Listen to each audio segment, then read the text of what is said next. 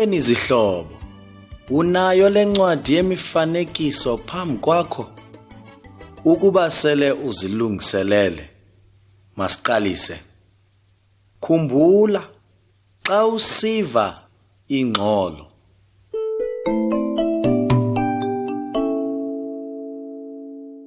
tyhila kwiphepha elilandelayo kule ncwadi yemifanekiso. Ngoku mamela ngocoselelo xa uyijongile le mifanekiso. Umboniso wokuqala phambi kwendalo. Ekuqalekeni kwakungekho bantu, zilwanyana, lulwandle, mithi, langa okanye ezinye izinto. Kwakumnyama, kulucwangco. Ngelo xesha yayinguThixo kuphela owayekho. Wathetha ngezwi zakho zonke izinto esizibonayo kweli lizwe. Umzekelo, ilanga, inyanga, isibhakabhaka nomhlaba.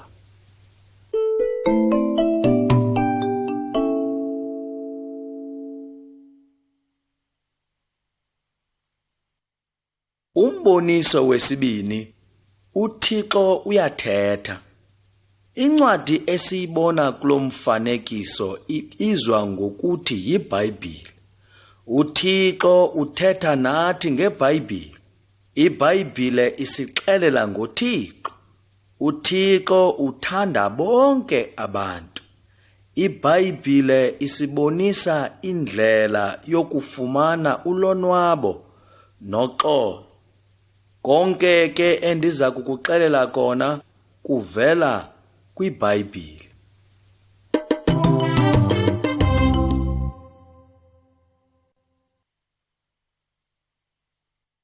Umboniso wesithathu, indalo. uThixo wadala intlobo zemithi nezilwanyana. Konke awakudalayo kwakulungile. uThixo wadala nomntu, wamenza umntu uThixo wanobukhosi kuyo yonke indalo.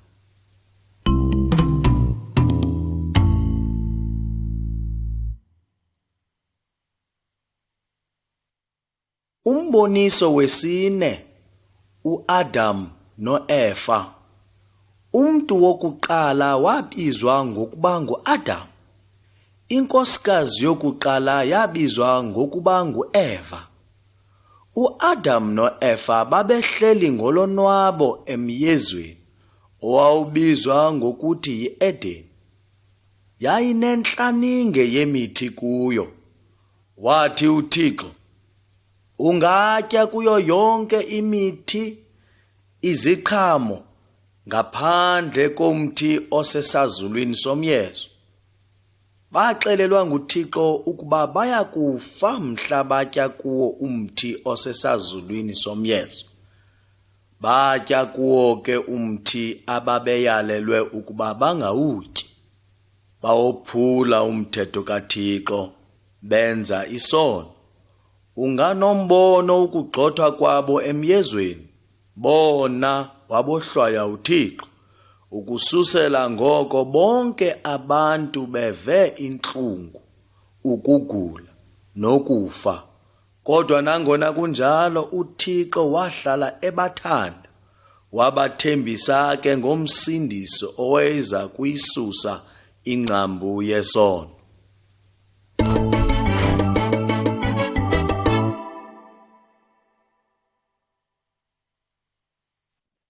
Umboniso wesihlanu, uKayini noAbel.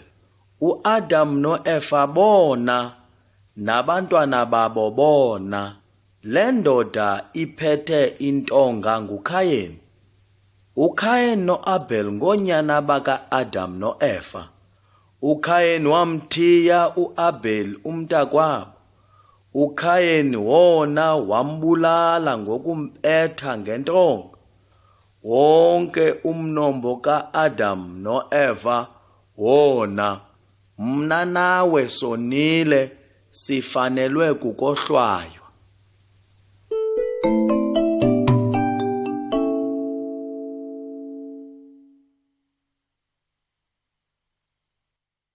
Umboniso wesithandathu, uNowa nomkhombe.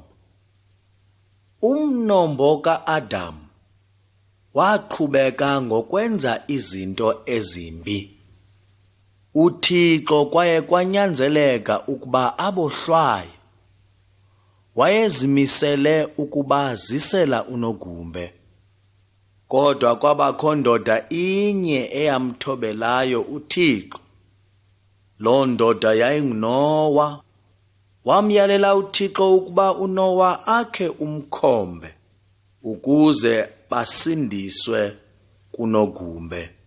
Wayenza inqanawe, wathi akugqiba umkhombe, wangena kuwo, wababiza nabanye, kodwa bazange bangene, kuba babengakholelwa ukuba uThixo uza kubohlwaya.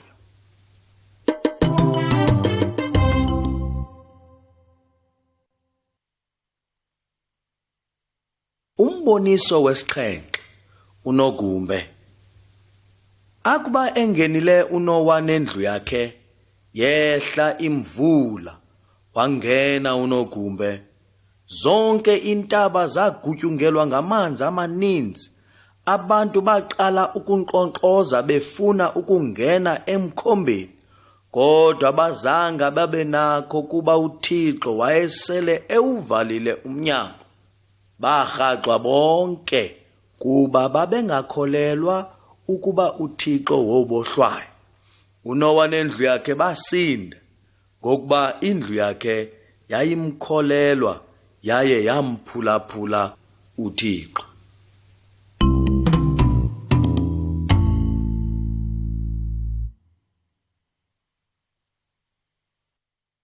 Umboniso wesibhozo, uAbraham, uSara noIsake. uAbraham yinzala kaNowa, naye wamkholelwa uThixo wamphulaphula. uThixo wamthembisa uAbraham noSara inkosikazi yakhe ukuba bayakuba nomntwana. Nangona babesele bekhulile, bayifumana inkwenkwe abayithiya ngokuba nguIsake. Wabathembisa ukuba esizalweni sikaIsake kuya kuzalwa umsindisi oya kuthabatha zonke izono zabantu. Wamthumela umsindisi uThixo ehlabathini. Igama lakhe nguNkosi uYesu Kristu, onalo igunya lokuthabatha izono zakho nezam.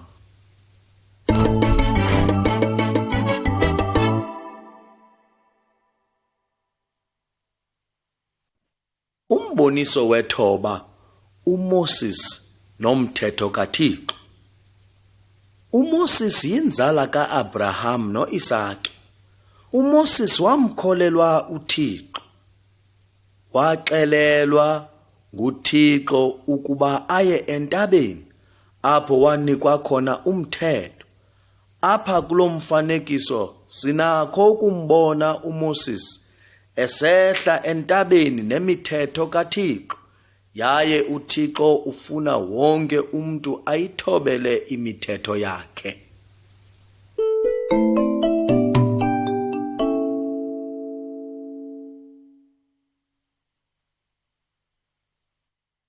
Umboniso weshumi, imithetho elishumi.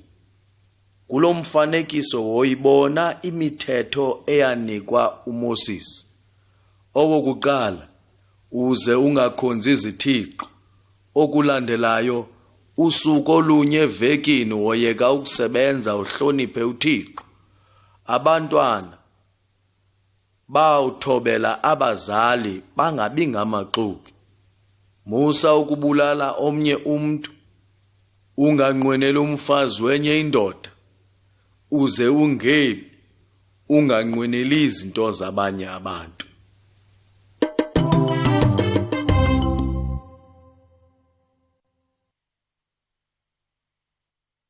Umboniso weshumi elinanye, isicamagushelo sesono. Ngexesha likaAbraham noMoses, ukuba umntu wonile ubexhela igusha okanye isilwanyana ukucamagushela isono sakhe. Namhla ayikho imfuneko yokuxhela gusha, kuba uThixo wathumela uYesu ukuba asisuse isono. uYesu wafa emnqamlezweni ngenxa yezono zethu. Iintsuku ezintathu emveni kokuba ebulewe, wavuka uYesu kwelabafileyo. Ukuba uyazazi ungumoni, kholelwa kwinkosi uYesu, uzivume izono zakho, waye woxolelwa nguThixo.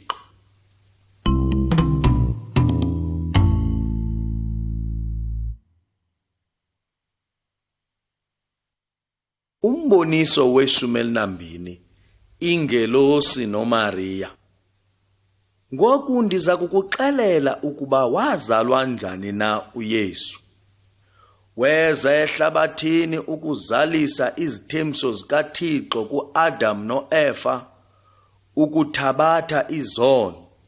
Yeza ingelosi kaThixo kwintombi uMariya, yathi kuye umoya oyingcwele kaThixo wokunika inkwenkwe, lowo uyakuzalwa nguwe, uyakubizwa okokuba ngumsindisi owathenjiswa nguThixo. Uzumbize ngegama lokuba nguYesu. Nguye kuphela oyakuzisula zonke izono zelizwe. Yabuya yavela nakuYosefu owayeganelwe uMariya, yamxelela ngomntwana ayakuba naye. Wayeyintombi uMariya ukuzala kwakhe uYesu.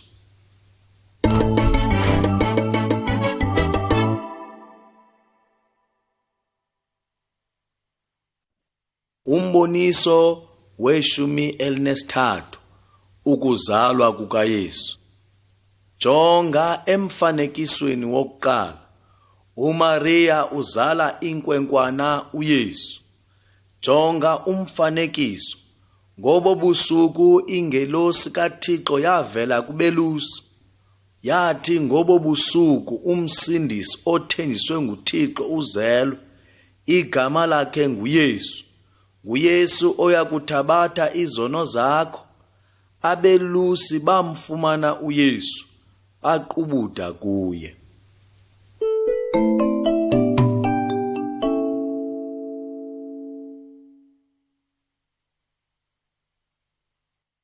Umfanekiso we-14, uYesu njengomntwana. Kumfanekiso ka-A sibona uYesu ebusaneni bakhe. Xa wayene-12 leminyaka wayesele ethetha ngoThixo kwiinkokheli zenkonzo. Wayenakho ukwenza oku kuba wayengunyana kaThixo kakade. Okwesibini, iminyaka elandelayo, xa wayesele eyindoda, wafundisa abantu abaninzi. Babekho ababefuna ukumkholelwa uYesu, babakho nababengafuni ukumkholelwa uYesu, kodwa wathi uThixo uYesu ngunyana wakhe. uThixo uyise ufuna simthobele uYesu.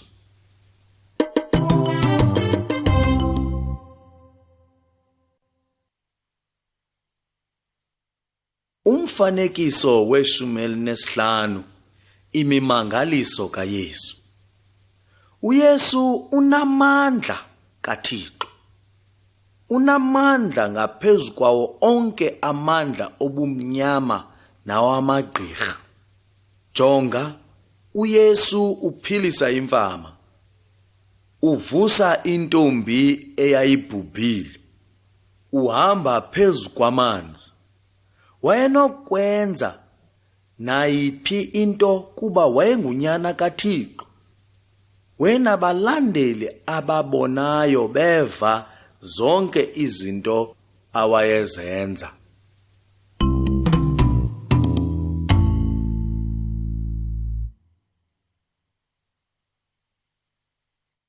Umfanekiso we-16, uYesu uyatshutshiswa. uYesu wayesenza okulungileyo, akazange one. Wayethetha ngoThixo ebafundisa abantu ukuhlonela uThixo. Wayefundisa ukuba bonke abantu banezono. Abanye babengafuni ukuzivuma ukuba ngaboni. Babe banomsindo bade bampambe, bamvalele, bampethe, bamthufele. Kodwa kazange azenze lukhuni kubo ngoba wavuma ukuba atshuthise ukuze athwale asuse isono sehlabathi.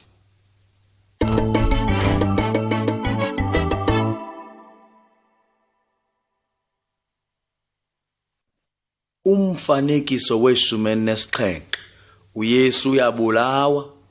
Akazange achuthiswe nje kuphela uYesu, koko bambethelela emnqamlezweni.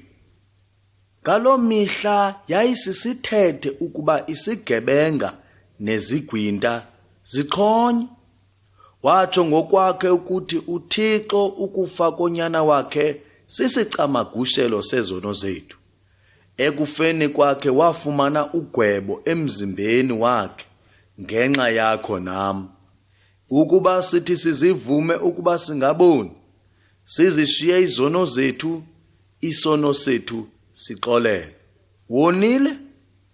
Uyafuna ukuba zixolelwe izono zakho? Kholwa kwiNkosi uYesu.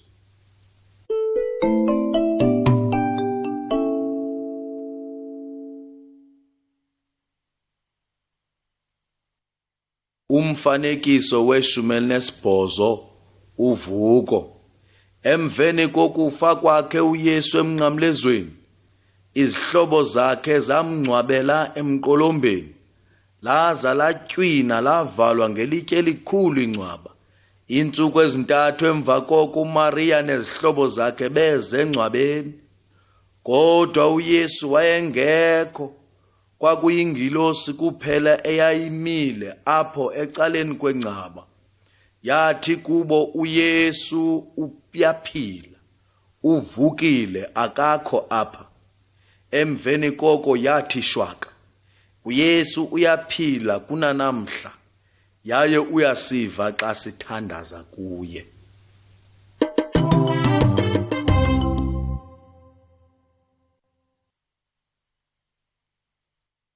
Umfanekiso we-19.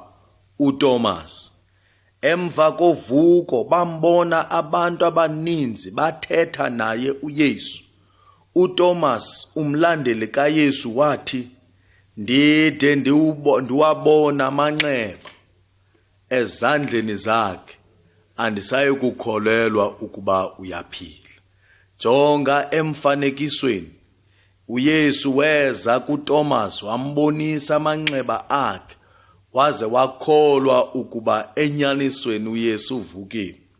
Kodwa thina ufuna simkholelwe nangona singambonanga. Uyakholelwa kuye?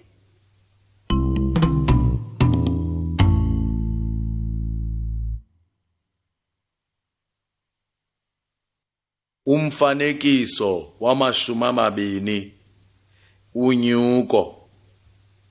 Emva kweentsuku ezima-40, iNkosi uYesu wathabathela zonke izihlobo zakhe endulini, wathi, "Ngoku ndiya ezulwini. Emveni kokumka kwam, kufuneka nixelele bonke abantu ukuba ndabethelelwa emnqamlezweni, ukuze izono zabo zixolwe. Lowo undithobeleyo woxolele. Emveni koko wohlala nam ezulwini." Baza bambona uYesu enyukela ezulwini. Emveni koko iingelosi ezimbini zathi kwizihlobo zikaYesu ezazimile zimangalisiwe, zondele phezulu, "Ngenye imini uza kuphinde abuye lo nimbona enyuswa ethabathwa kuni. Bonke abakholweyo kuye bayohlala naye ezulwini." Zaphela emehlweni emveni kokuthetha loo mazwi. Mlandele namhla uYesu ukuze uye ezulwini ngenye imini.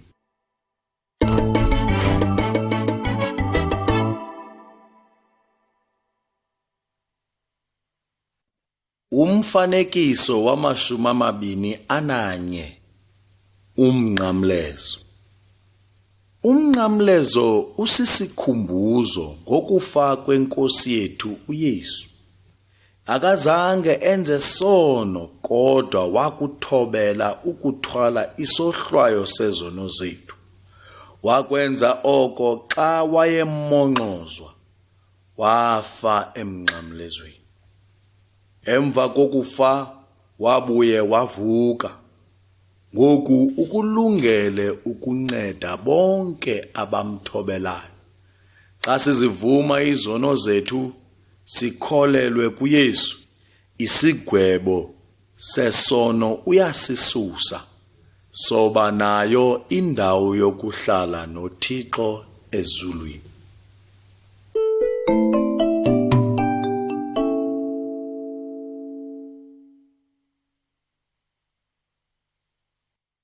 Umfanekiso wama-22 Iindlela ezimbini. UYesu wathi kukho indlela ezimbini, ephangaleleyo nemxinwa.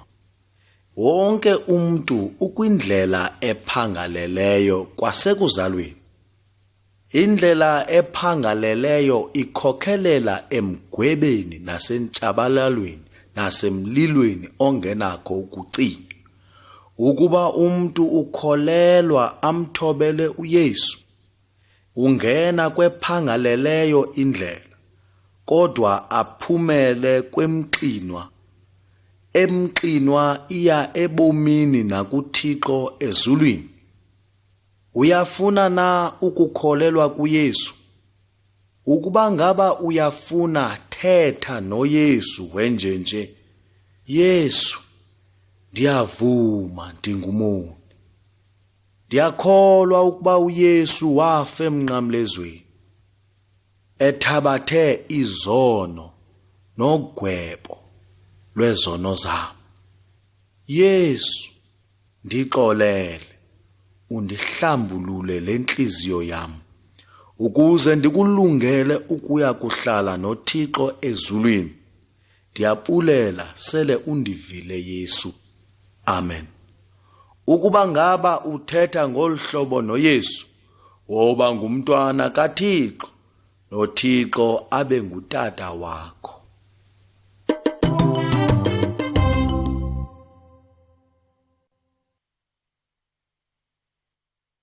Umfanekiso wama-23 Abantwana bakaThixo. Ukuba siyakholwa ukuba uNkosi uYesu wafa nokuze athabathe indawo yethu, izono zethu zoxolelo, uThixo ufuna wonke umntu kuzo zonke iilwimi nentlanga zimlandele. Kulo mfanekiso siyambona uYesu esamkela bonke abantu abakholwayo kuye. uThixo ufuna mna nawe sikholelwe kuYesu ukuze sibe ngabantwana bakaThixo.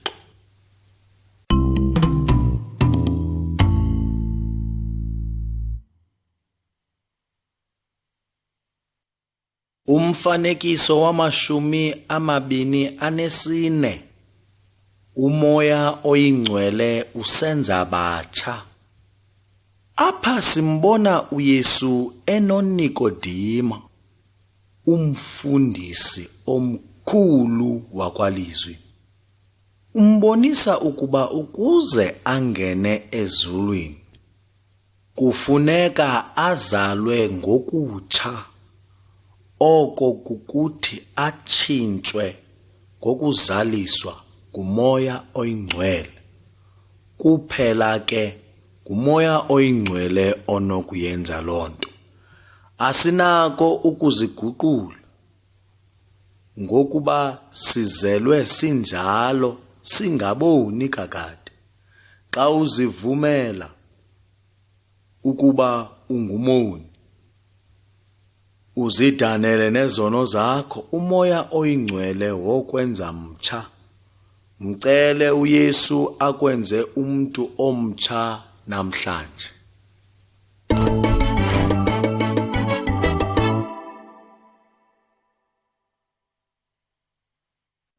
Umfanekiso wama-25 ukuza komoya oyingcwele. Emveni kokufa emnqamlezweni, uYesu wabuye wavuka, waya ekhayeni lakhe ezulwini. Emveni koko izihlobo zikaYesu zazihlanganisene zithandaza kunye. Ngequbuliso zeva isandi, wehla umoya oyingcwele phezu kwabo, wanika elowo nalowo amandla okushumayela. Umoya oyingcwele waba ngumncedisi wabo, ubafundisa ukuqonda izibhalo ezizililizwi likaThixo, nokwenza izinto ezimkholisayo uThixo. AmaKrestu akudingeki afune uncedo kwimimoya engeminye. Ukuba ngaba umamkele uYesu njengomsindisi wakho, sele ekunikile uThixo umoya oyingcwele ukuncedisana nawe.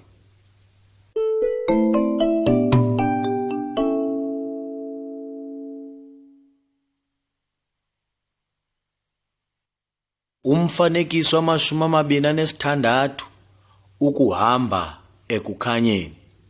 Phambi kokukholwa kwethu kuYesu sibe sifana nomntu ohamba ebumnyameni, kungekho kukhanya. Besisona kuba engekho onokusinceda, yaye besingazi ukuba masenze ntoni na.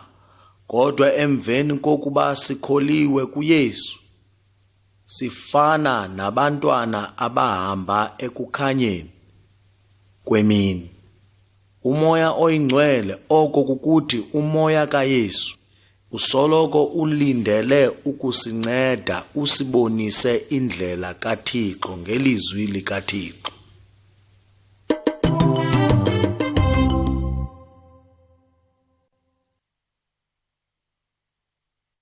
Umfanekiso wama-27 ukuthobela ilizwi likaThixo. UmKristu ulithobela ilizwi likaThixo kuba enompulelo wokuba zixolelwe izono zakhe. Ilizwi likaThixo lisifundisa ukuba singakrexezi, singaxabani, singepi okanye sikhonze izithixo nomoya babantu ababhubhileyo.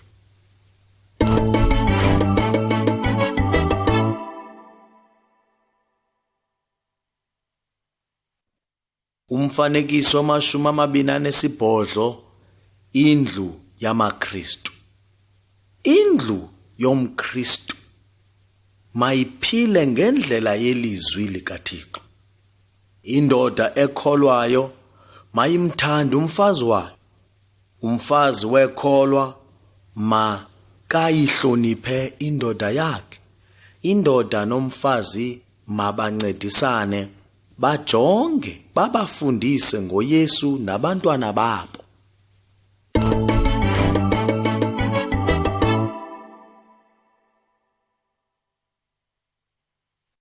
Umfanekiso wama-29 thanda iintshaba zakho. UThixo uyalela yaye ewancedisa amaKristu ukuba athande bonke abantu kwakunye neentshaba zabo. Ungambona umntu onceda utshaba lolunye uhlanga. UmKristu umele kukwenza okulungileyo nakubantu abenza okubi kuye.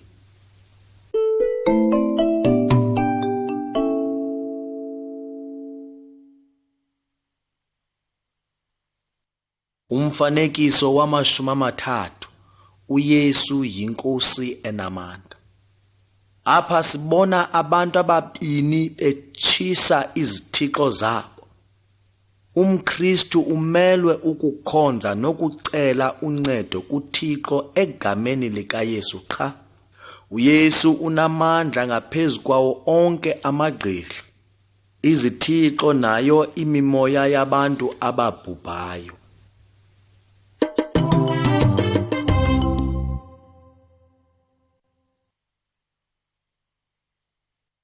Umfanekiso wama-31 ukukhupha imimoya ekhohlakeleyo. Apha sibona umuntu onemimoya ekhohlakeleyo unako ukuqhawula intambo kwanamatyathanga ambophileyo, kuba oosathana bangaphakathi kwakhe banamandla. Kodwa le ndoda yaphiliswa nguYesu. Imimoya ekhohlakeleyo yanyanzelwa ukuba iphume kuye, kuba uYesu unamandla ngaphezu kwayo yonke imimoya ekhohlakeleyo. Imimoya ekhohlakeleyo noSathana uqobo uyamoyika uYesu. Musa ukukhonza oomoya abakhohlakeleyo ukuba ngaba uyakukhathaza umoya ongcolileyo, cela uYesu akugxothele loo mimoya.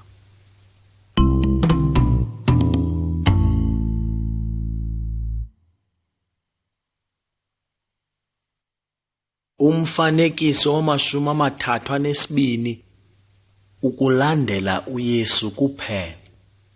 USathana ufuna amaKristu esoloko ecinga ngemali eninzi, impahla nazo zonke ezinye izinto, kuba efuna amlibale uThixo.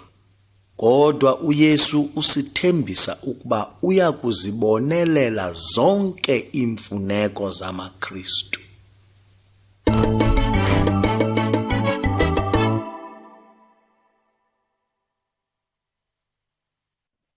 Umfanekiso wamashumi 33 ukuba sithi sone. uYesu usixelela ngomfana owayenezono ezininzi. Wayichitha yonke imali ebeyinikwe ngutata wakhe, waya waxexeza, edlala namadayise gembu, ezonwabisa kangangoko anako.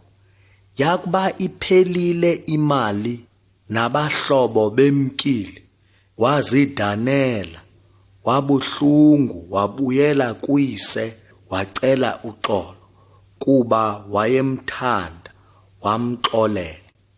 Nguyise owamamkela kwakhona.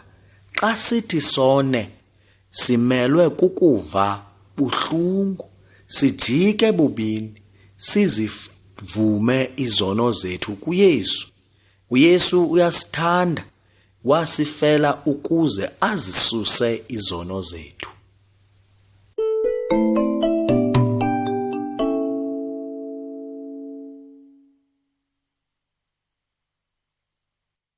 Umfanekiso wamashumi 34 bonke abantu bayagula.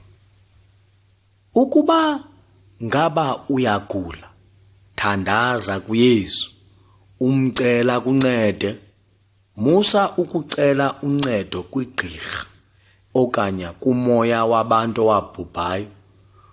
uYesu unamandla ngaphezu kwento zonke.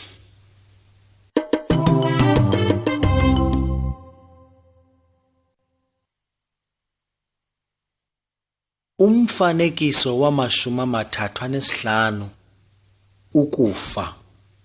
Ukuba ngaba umntu obekholwa kuYesu uye wabhubha, umzimba wakhe uyangcwatywa, kodwa umphefumlo wakhe uya ezulwini, kuba izono zakhe zacinywa yiNkosi uYesu. Ukuba ngaba umntu ongakholwayo kuYesu iNkosi uthe wafa, umzimba wakhe uyangcwatywa, kodwa umphefumlo wakhe uya ekugwetyweni emlilweni, kuba engumoni. Uyakuya apho ke wakufa. Ukuba ngaba uYesu sele ekwenze isidwala esitsha, wakuxolela izono zakho, akusadingeki ukuba woyike wakuba ubhubhile.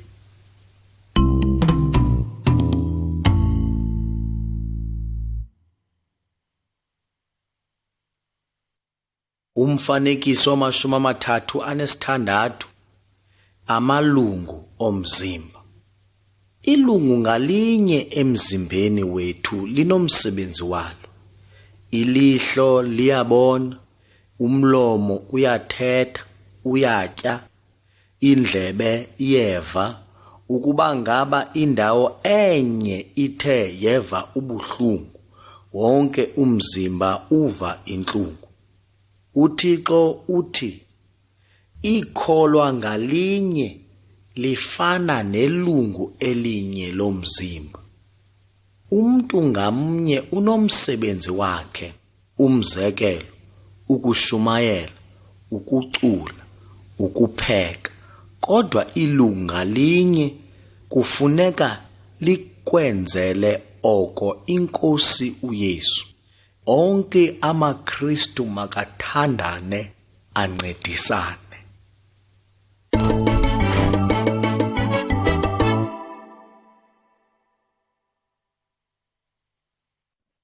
Umboniso wama-37, ukuhlangana.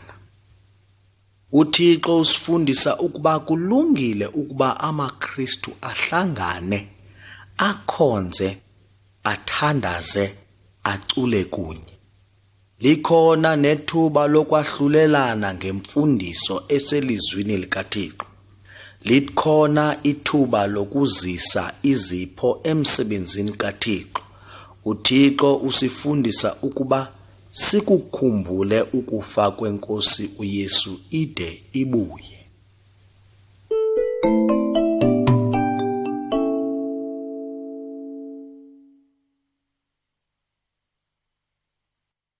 Umfanekiso wama-38, uYesu uza kubuya kwakhona.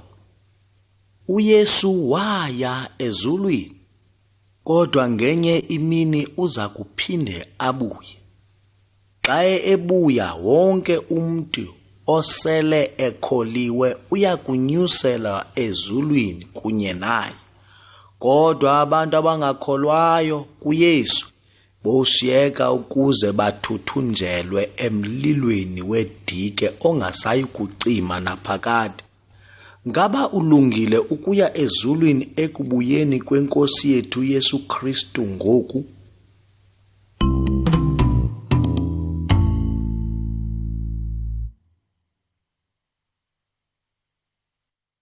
Umfanekiso wama-39, ukuthwala iziqhamo. Silindele isiqhamo kwimithi. iBhayibhile ithi isebe elingathwali siqhamo liyasikwa litshiswe. UYesu ulindele iziqhamo kumaKristu. Umoya oyingcwele uncedisa unike uvuyo, ubulungisa, ukuzinikela, uncedisa nokuthembeka, nobungcwele ebomini bakho. Umntu okholwa kuYesu wophila ubomi obungcono kunoba phambi kokukholwa kwakhe.